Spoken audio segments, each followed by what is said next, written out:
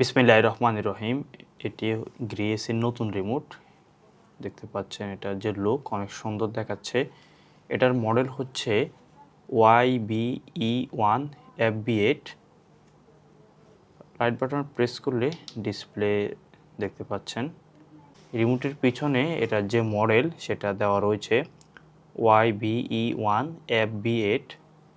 তারা বলছে যে এটাতে হচ্ছে 3 পলে 1.5 ভোল্টের ব্যাটারি, দুইটি ব্যাটারি ইনস্টল করার জন্য।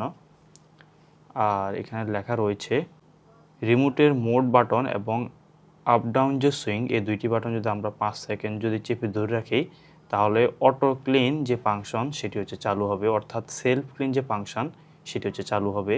এখানে আবার দেওয়া রয়েছে আমরা যদি হেলথ বাটন এবং প্লাস অর্থাৎ টেম্পারেচার আমরা যেটা দিচ্ছি বাড়াই, এই বাটন দুটি যদি একসাথে যদি আমরা প্রেস করি তাহলে হচ্ছে আই ফিল যে ফাংশন সেটি হচ্ছে চালু হবে।